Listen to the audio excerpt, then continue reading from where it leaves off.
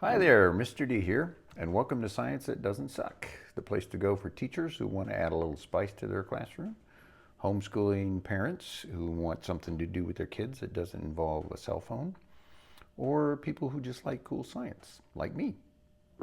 Today I want to show you something called fireworks in a jar. And this one's really simple, but really cool. You can do it with kids of all ages.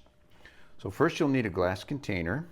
I'll use this vase, but you could use a large drinking glass or a large beaker. You'll need some water and cooking oil and food coloring.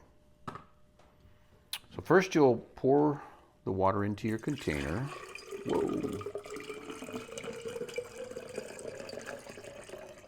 Well, I'm glad this isn't a cooking show. That would be kind of embarrassing.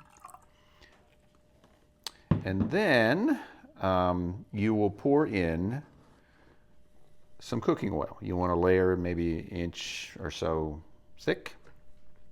In the intro clip, I had done this in advance. And I also then poured in the food coloring drop by drop. And they were whole drops, right? And that's okay, but when the magic happens in here and they burst and they create the little fireworks, they're big, and then they're very quickly going to crowd up the container, and it can get cloudy and it's over pretty quickly. So there's another way you can do it too if you want to get more little bursts, and that's this way. So you can take another container and put your cooking oil in here first, then your drops of food coloring. I'll put a blue, and whoa, here goes a red. I like red, so I'll do 2. And we'll put in a yellow, and then if I can find what I do with my green, we'll put a green in there. Boom. And now you can take a fork and just stir it up a little bit, and you break those little globs up into even littler globs. So when they burst, you're going to get more of them, and they're smaller, so you get more stuff going on in here than if you just use the full drops. Then you're going to pour in the cooking oil and watch the magic. And I'm going to put a white background here because it shows up better against white. Sometimes this works right off the bat. Sometimes the little blobs burst prematurely, but we shall see. So here we go. Oh, there we go. Oh yeah, a red one and a blue one at this end. There goes a yellow. Oh yeah.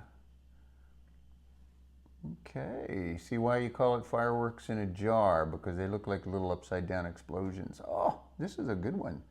Oh, there goes a green.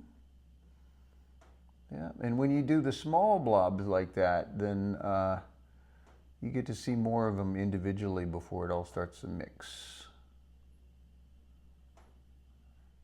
So what's the science behind this? Well, it's pretty simple. It's all about density. The cooking oil is less dense than the water, so it floats in a layer on top.